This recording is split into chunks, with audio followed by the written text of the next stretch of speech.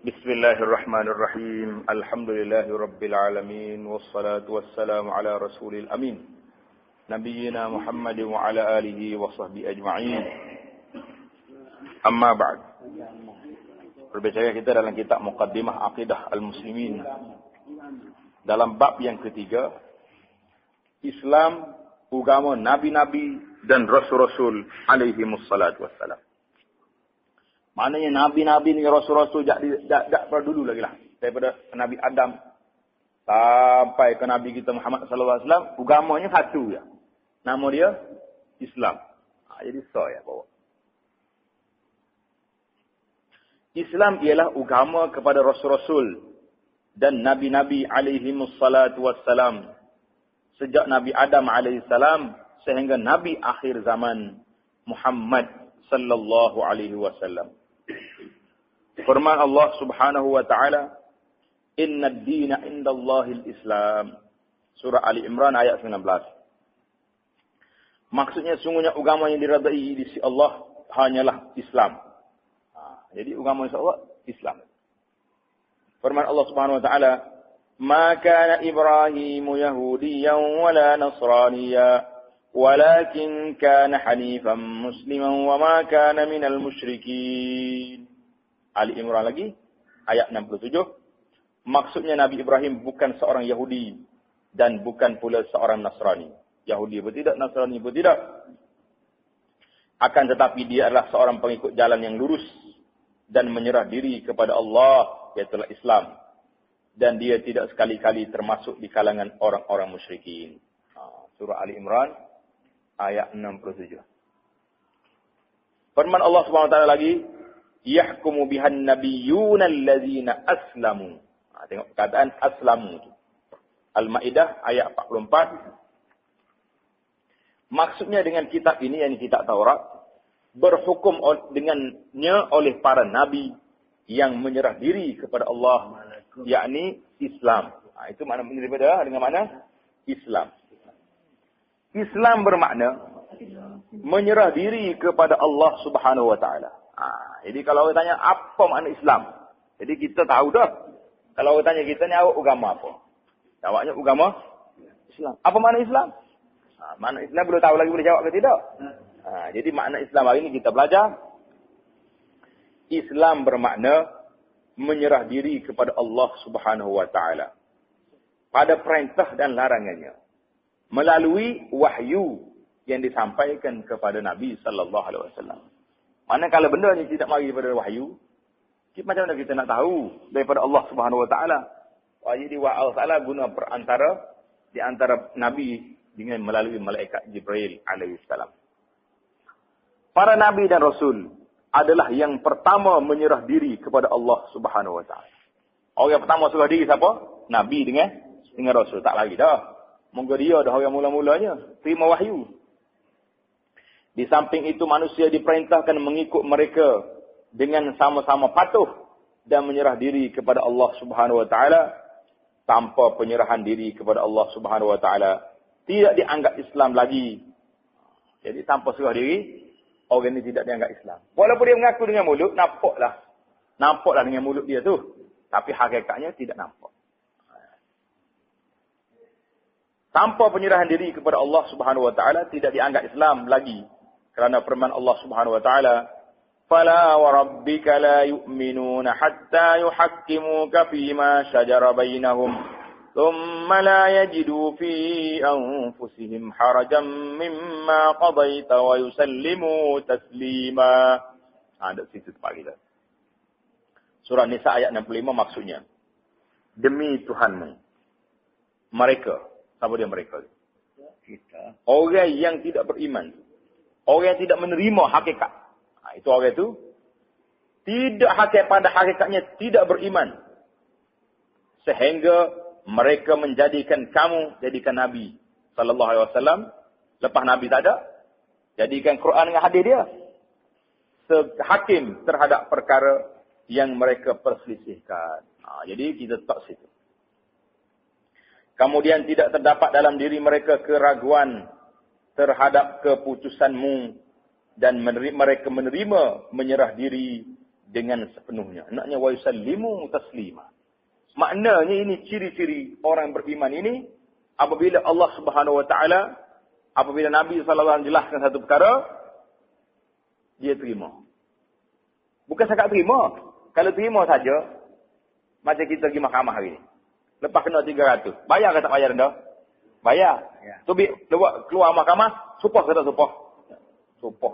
Kelakar. 300 hari. Supah. Maknanya hati tidak reda. Bayar tu nak lepas daripada penjara. Itu perbezaan kita hari ni. Tapi kalau kita dengan Islam, tak. Tengok ni. Dia kata apa? Dan kemudian tidak terdapat dalam diri mereka keraguan terhadap keputusanmu. Hak Nabi rakyat tu tak ragu dah, betul dah. Dan mereka menerima. Ini nak. Menerima itu maknanya menyerah diri dengan sepenuhnya. Maknanya kita terima orang di hukum Islam, terima.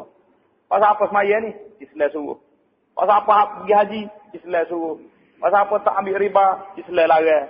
Pasal apa tak judi? Islam larang. Lepas tu, pasal apa awak ikut Islam? Dah. Saya patuh menerima sepenuhnya dengan hati yang terbuka, dengan tenang. Itu maknanya beza orang Islam dengan tidak Islam. Tapi kalau kita terima juga, maya juga. Lepas maya tu ceteng masa. Letih jadi Islam ni kena maya semua. Itu dia panggil tak betul lah gitu. Tidak sebenar-benar orang Islam lagi. Islam tu makna tunduk. Bila kita tunduk, tunduk ni tunduk dengan hati. Orang berapa ramai manusia yang tunduk dengan tunduk pada undang-undang. Tapi dia patuh ke tidak? Tak. Pasal apa tak buat rasuah? Pasal apa tak ambil rasuah? Sebab orang tengok. Kalau tak ada orang, ambil. Itu yang mana tidak patuh. Tapi bila orang Islam pasal apa tak ambil rasuah? Sebab orang tengok. Kalau tak ada orang, Tuhan tengok. Itu beza. Beza tak beza? Itu ada iman. Orang lagu ni payah nak masuk dalam hati. Sekarang ni orang tak ambil benda maksiat sebab orang tengok. Kalau tak ada orang? Salah, orang tak tengok. Jadi kita nak kalau tak ada orang? Dua orang ada. Allah Subhanahu Wa Taala. Jadi selesai. Oh kalau boleh masuk hak ni terpacak dalam hati kita, selesai banyak masalah. Mahkamah pun berkali pecek haki-haki buat kamar kena pecah. Dia tak ada orang lagi nak cara apa, orang takut Tuhan belakang. Ini tak lepasnya hakim punya sambil tema balik pula. Pasal tahu betul. Ketua SPRN kena juga. Dan nak kata apa? Jadi perbezaan Islam itu apabila kepentingan manusia di dalam segala bidangnya terpelihara dengan hanya menyerah diri kepada Allah Subhanahu Wa Taala, maka dengan rahmatnya Allah Subhanahu Wa Taala tidak melepaskan mereka bersendirian, tetapi diutuskan rasul-rasul yang diwahyukan kepada mereka dengan ajaran Allah dan hukum-hukum. Jadi kita tak situ. Mana bila kita ni Allah SWT tahu dah, hamba dia ni tak boleh jalan sendiri. Dia kena ada panduan. Yang ada panduan tak ada panduan? Ada panduan. Kalau tidak tak. Orang panggil Nana, kita nak jalan ke mana tak ada panduan. Setiap orang dia rasa hak dia betul. Betul tidak? Semua orang ni atas dunia ni, hak dia betul. Orang lain tak betul lah. Jadi dengan ada panduan, barulah kita boleh tahu. Hak betulnya, hak ikut Allah, hak ikut Rasul. Hak lain tu tak sedut bisa lah. Ahli kepala sampah ke, ahli apa, hebat-hebat dunia atau dunia ni, tak jadi kerja belaka apabila bercanggah dengan hak Allah, dengan hak Rasul sallallahu alaihi wasallam. Jadi jelas pada kita perkara itu. Jadi manusia tak boleh bergerak sendiri. Allah SWT yang maha berkuasa, dia sangat rahmat kepada hamba-hamba dia, atas mari Rasul. Firman Allah Subhanahu Wa Taala, "Wa laqad ba'atsna fi kulli ummatin rasula an i'budu Allaha wajtanibut taghut." Surah An-Nahl ayat 36. Maksudnya, dan sesungguhnya kami telah mengutus pada tiap-tiap umat akan rasul. Setiap umat ada rasul. Untuk menyerukan sembahlah Allah sahaja dan jauhilah taghut. Itu yang kerja Rasul. Daripada mula-mula lagi sampai kepada Nabi Muhammad sallallahu alaihi wasallam, kerja dia dua perkara. Sembah Allah, jauhkan taghut.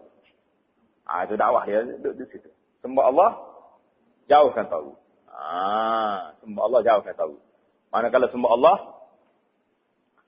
tahu buat juga tak sempurna. Itu. Tak ada.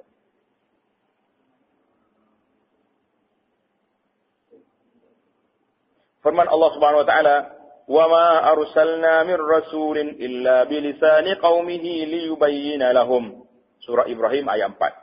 Maksudnya kami tidak mengutuskan seorang rasul melainkan dengan bahasa kaumnya supaya ia dapat memberi penjelasan dengan terang kepada mereka. Jadi tak ada apa dah. Kok mari kaum dia sendiri pasal nak suruh pandai cakap. Kalau kita orang Melayu ni rasul orang putih, payah nak kerja. Payah. Kita orang putih, Rasul Jepun. Pelik juga. Jadi Rasul tu dihantar daripada kaum dia sendiri. Masa itulah. Jadi masa Nabi kita Muhammad sallallahu alaihi wasallam ni, dia hantar Rasul yang global. Nabi kita seorang bahasa Arab, tapi penterjemah dia bawa semua. Itu agama ni bawa pergi kepada semua bangsa. Islam yang dibawa oleh Nabi-Nabi dan Rasul-Rasul alaihimus salatu wassalam adalah sama sahaja prinsipnya. Prinsipnya mana asas ajarannya sama. Prinsip mana asas ajarannya sama. Mentauhidkan Allah Subhanahu wa taala. Yang berbeza hanyalah cabang syariat. Cabang syariat berbeza. Di mana ianya berdasarkan kepada keperluan umat mengikut zaman masing-masing. Dan Islam yang dibawa oleh Nabi Muhammad sallallahu alaihi wasallam adalah lebih luas dan syumul. Syumul makna lengkap. Daripada rasul-rasul yang sebelumnya, kerana Rasulullah sallallahu alaihi wasallam diutuskan untuk seluruh manusia dan jin hingga hari kiamat. Jadi tak samalah orang yang dihantar ke kampung dia dengan dihantar kepada seluruhnya. Kerana hantar seluruhnya ni banyak lagi masalah lain yang terpaksa dihadapi kerana macam-macam perangai manusia. Adapun rasul-rasul sebelumnya diutuskan hanyalah untuk kaum mereka masing-masing. Itu perbezaan yang ketara sangat di antara Nabi kita Muhammad sallallahu alaihi wasallam dengan nabi yang lain. Dengan Nabi kita Muhammad sallallahu alaihi wasallam disempurnakan risalah dan nubuwah. Berbaris itu. Risalah dan nubuwah maknanya kenabian. Risalah tu kerasulan, nubuwah tu kenabian. Maknanya Nabi kita bari itu sempurna sudahlah. Tak ada lagi nabi dan rasul selepas daripada Nabi kita Muhammad sallallahu alaihi wasallam. Kalau ada lagi orang nak jadi nabi, kita boleh nafal lalu dah. Bahasa bengok ni kata. Tak ada nabi daripada Nabi kita Muhammad sallallahu alaihi wasallam. Nabi Melayu, Nabi orang asli tak pakai hijab belakang dia. Okey kau. Nabi syaksi. Jadi dengan Nabi kita Muhammad sallallahu alaihi wasallam disempurnakan risalah dan nubuwah. Baca nubuwah juga disempurnakan agama dengan selengkapnya. Jadi bila Nabi kita sallallahu alaihi wasallam dibangkitkan pada waktu Nabi kita berada di Mekah. Nabi kita berada di Mekah pada tahun yang ke-10 Hijrah. Nabi mari haji. Haji apa dia panggil ni? Dia panggil Hajjatul Wada'. Mana haji selamat tinggal. Lepas pada tu Nabi wafat dah. Nabi mari haji bulan Zulhijjah. Dia balik tu bulan Muharram, bulan Rabiul Awal tahun yang ke-11, Nabi kita sallallahu alaihi wasallam telah dipanggil kepada Allah Azza wa Jalla. Mana sempurna sudah ajaran Islam bawa yang sempurna ya Muhammad, cukup dalam sekat itu. Firman Allah Subhanahu wa taala, "Al-yawma ya'isal ladzina kafaru min dinikum fala takhshawhum wakhshawun. Al-yawma akmaltu lakum dinakum wa atmamtu alaikum ni'mati wa raditu lakumul Islam dina." Surah Al-Maidah ayat 8. Maksudnya, pada hari ini orang-orang kafir telah berputus asa untuk mengalahkan agama kamu. Habislah. Nabi kita duduk di Mekah, duduk di Madinah selama mana? 10 tahun, 8 tahun. 8 tahun. Tahun yang ke-8 bulan Ramadan, Allah SWT bagi kuasa kepada Nabi SAW boleh ambil balik Mekah daripada kafir. Ambil balik Mekah daripada kafir, tahun yang ke-8 Hijrah. Bulan Ramadan, orang yang sibuk dengan puasa, Nabi kita dengan peperangan. Waktu kita mari boleh puasa, cakap nak tidur. Tak tinggi. Jauh sangat jarak. Nah, jadi 8 tahun. Nabi kita sabar duduk luar negara. Tak boleh ambil balik Mekah. Bila balik Mekah ambil tahun yang ke-8, masuk balik Mekah. Tahun yang ke-9, dia panggil Amul Wufud. Orang mari ramai, berduyun-duyun manusia datang. Iza ja'a nasrullahi wal fath wa ra'aitan nasa yadkhuluna fi dinillahi afwaja. Tengok orang kafir, orang berjujuk, berduyun-duyun masuk Islam. Penuh mari ke Madinah. Masuk Islam. Maknanya Islam sudah tersebar luas. Tahun yang ke-10, Nabi kita mengisytiharkan, aku nak mengerjakan haji pada tahun ini. Jadi, ahli sejarah mengatakan, yang keluar bersama dengan Nabi, 100,000 orang. Bukan sikit, 100,000 orang. Sama dengan Nabi SAW. Dan bila sampai di Mekah semua sekali, capur dengan hak tengah jalan, hak tunggu di Mekah, tunggu apa ni, lebih kurang dalam jemaah haji tahun tu, di antara 120, ada yang mengatakan 140,000 jemaah haji. Pada waktu itulah Nabi kita duduk di Arafah, tengah duduk wukuf, turun ayat Quran. Al-yawma ya'isal ladina kafaru min dinikum. Pada hari ini, hari haji, Hajjatul Wada'. Orang kafir telah berputus asa untuk mengalahkan agama kamu. Tak kalah dah lah, dengan sebab ramai bilangnya, Islam tersebar luas, maknanya cukup dah. Kekuatan dari sudutnya sudah lengkap, dakwah telah sempurna. Sebab itulah jangan kamu takut. Jadi oleh kerana kamu ni telah sempurna, orang kafir tak ngenak dah kamu, jangan kamu takut kepada mereka dan takutlah kepada aku. Itu yang ajar kepada Nabi SAW. Boleh takut kepada kafir. Tak boleh takut dah dia. Dia tak akan kalah dari kamu. Dengan bilangan yang begini ramai, dengan kehebatan agama yang telah hebat. Mekah telah ambil balik. Tak usah takut. Kita kena takut kepada siapa? Wakshaun. Takut ke Tuhan. Jadi Allah Ta'ala bagi arahan. Pada hari ini telah aku sempurnakan untuk kamu agama kamu. Jadi, bila Tuhan sempurna agama kamu, dan aku cukupkan bagi kamu nikmatku, dan telah aku reda Islam itu menjadi agama kamu. Sadalah tu. Dia Tuhan bagi Fiji dah. Kalau zaman sekarang dia panggil ISO lah. Ni, orang model-model panggil ISO. Ada ISO Tuhan ni. Mana Tuhan sebut, waraditu lakumul Islam Madinah. Aku telah reda Islam itu menjadi agama kamu. Besar ke tak besar? Siji pengakuan. Besar adalah tu. Jadi, Islamlah saja agama yang diredai. Mana-mana agama lain tidak diterima di sisi Allah SWT.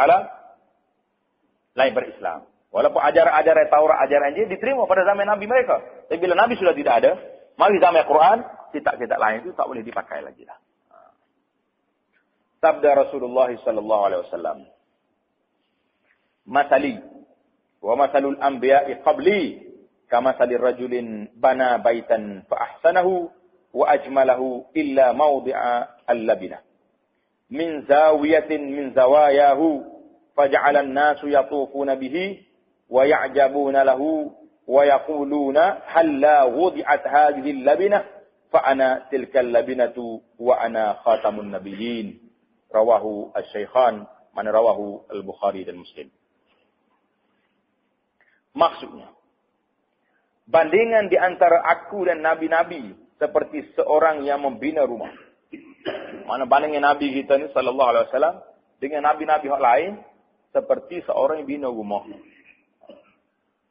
Lalu dia membina dengan baik dan memperindah-Kannya, melainkan pada tempat sekeping batu bata yang ada di salah satu sudut. Somai belakang dah. Ada satu lagi dinding ni, tak ada bata, tak cukup bata sekeping lagi. Bila tak cukup bata, orang ngok lah orang panggil. Cacat kat situ. Tak sempurna kat situ. Lalu orang ramai mengelilingi rumah itu dan kagum melihatnya. Cantik rumah ni. Lalu mereka berkata, mengapakah tidak diletakkan batu bata ini? Apa sini tempat ni kosong? Kenapa tak letak di sini? Maka akulah seperti batu bata itu dan akulah penyudah nabi-nabi. Jadi Nabi kata, batu tempat kosong lagi tu, akulah.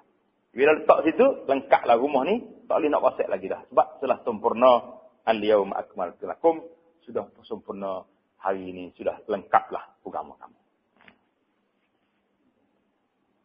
Islam yang dibawa oleh Rasul-Rasul, yang terdahulu telah dilupai, dipindah dan diselewengkan sehingga berlaku penyelewengan di kalangan pengikut yang kebelakangan di dalam akidah. Jadi istilah asal tu comel belakang lah tu. Tak cantik lah tu. Dipindah dan diselewengkan sehingga berlaku penyelewengan. Jadi orang bila lepas Nabi kita wafat, timbullah macam-macam. Ada yang murtad, ada yang pergi hujung dunia sana jadi buat-buat cerita masuk lagi paham-paham lain campur habis yang menyebabkan perjalanan agama tu dah lari daripada landasan yang asli. Sehingga berlaku penyelewengan di kalangan pengikut yang kebelakangan dalam akidah, ibadat dan akhlak. Punuh habislah. Zaman kita ni lagi dahsyat. Akhlak kita akhlak orang putih. Orang yang Melayu. Tak apa. Keadaan ni dia berterusan sehinggalah dibangkitkan Nabi Muhammad sallallahu alaihi wasallam. Mana hak ni hak dulu lagi ni. Maknanya dia cerita asal agamanya sebelum dibangkit Nabi sallallahu alaihi wasallam, orang masyarakat pada tu masyarakat jahiliyah dia panggil. Masyarakat jahiliyah sebelum zaman Nabi. Bila mari Nabi sallallahu alaihi wasallam betul balik comel cantik semua, barulah cerita kita tadi bila Nabi kita wafat, masuk balik benda-benda lain yang berlalu. Jadi ulama umat inilah yang bertanggungjawab mengembalikan manusia ke landasan yang asal, landasan yang diredai oleh Allah Subhanahu wa taala. Keadaan ini, keadaan jahiliyah itu berterusan sehinggalah dibangkitkan Nabi Muhammad sallallahu alaihi wasallam yang diwahyukan dengan Al-Quran dan mengemukakan as-sunnah yang teguh. Sunnah itu mana ajaran Nabi itu yang teguh, matang dan tidak mungkin lagi dikelirukan. Ianya menjelaskan segala macam masalah kehidupan manusia bersabit dengan akidah, ibadah, politik, ekonomi, sosial. Sosial itu maknanya masyarakat. Hal-hal masyarakat lah. Hal-hal apa ni.